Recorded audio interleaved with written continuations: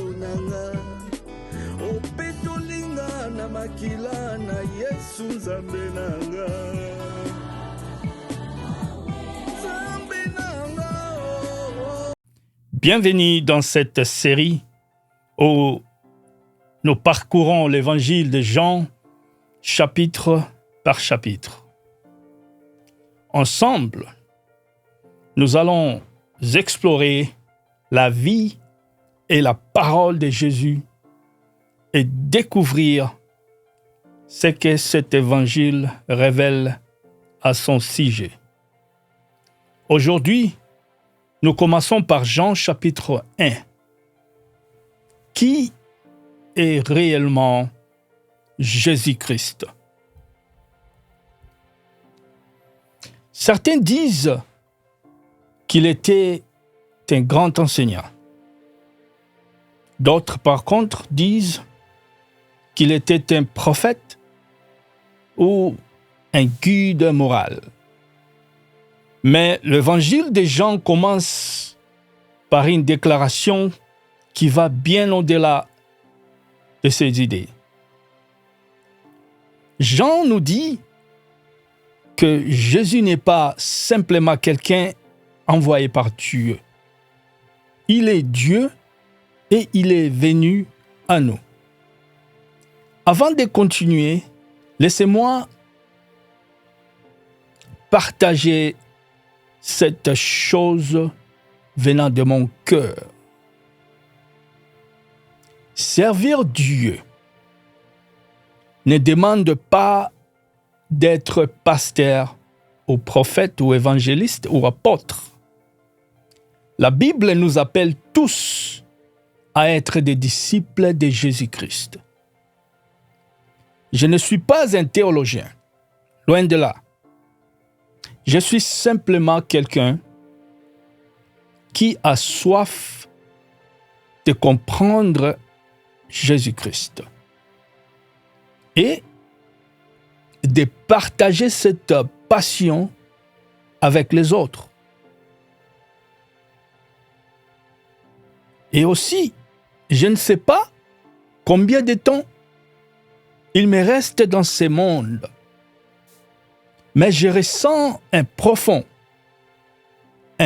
désir de faire ma part en tant que disciple. Alors ensemble, nous ouvrons la parole de Dieu. Jean commence son évangile avec ces paroles remarquables. Au commencement était la parole, et la parole était avec Dieu, et la parole était Dieu. Ici, Jean présente Jésus-Christ avec un titre puissant, la parole. Tout comme les paroles révèlent ce qu'une personne pense, Jésus-Christ révèle la nature et les caractères de Dieu. Jean nous révèle quelque chose d'extraordinaire. Avant que le monde existe, avant même que le temps commence, Jésus-Christ était déjà. Il était avec Dieu. Il était Dieu. Alléluia. Alléluia. Oh Jésus-Christ.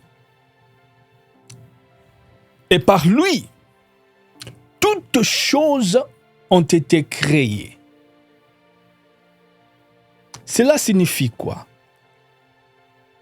Cela signifie que Jésus n'est pas simplement une partie de l'histoire. Il est le créateur qui est entré dans sa propre création. Jean décrit ensuite Jésus comme la lumière du monde. Oh Jésus-Christ. Alléluia. La lumière révèle ce que le ténèbre cache. La lumière montre le chemin. Alléluia. Oh, alléluia. L'humanité marche souvent dans les ténèbres. Qu'est-ce que ça dure? La confusion, le péché et la séparation d'avec Dieu. Mais Jésus est venu apporter la lumière dans ces ténèbres.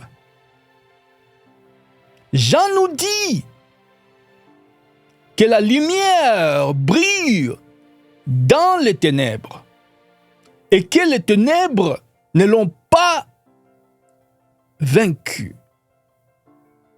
Et puis nous arrivons à l'une des déclarations la plus importante de ces chapitres,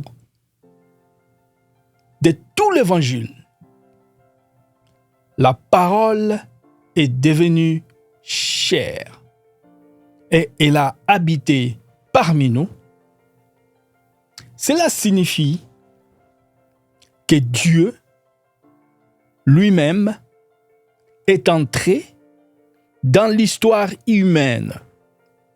Jésus était pleinement Dieu et pourtant il est devenu pleinement homme. Il a vécu la vie comme nous, comme toi, comme moi. Il a fait face à la tentation comme toi, comme moi. Il a connu la souffrance comme toi et comme moi. Et par sa vie et son sacrifice, il a rendu la rédemption possible. Jean nous dit qu'à travers Jésus, nous avons vu la gloire de Dieu, pleine de grâce et de vérité. La grâce signifie que Dieu nous donne ce que nous ne méritons pas. La vérité signifie ceci, que Jésus révèle qui est réellement Dieu. Dans l'Ancien Testament, la présence de Dieu était souvent liée à un lieu. Il y avait le tabernacle dans le désert, puis le temple à Jérusalem. Mais lorsque Jésus est venu, quelque chose s'est passé. Quelque chose a changé. Dieu ne se révélait plus seulement à travers un bâtiment. Il est venu vivre parmi son peuple. Jésus a marché avec eux. Il les a enseignés. Il les a guéris. Et il a révélé le cœur du Père. Aujourd'hui, par le Saint-Esprit, les croyants eux-mêmes deviennent une demeure. Une demeure pour la présence de Dieu. Jean commence son évangile en répondant à la question la plus importante du monde. Qui est Jésus? Il est la parole éternelle.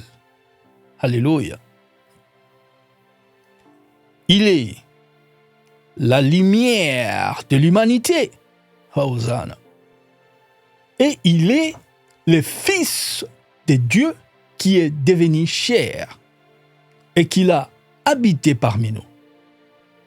Dans notre prochain épisode, nous ouvrirons Jean chapitre 2, où Jésus accomplit son premier miracle lors d'un mariage à Cana.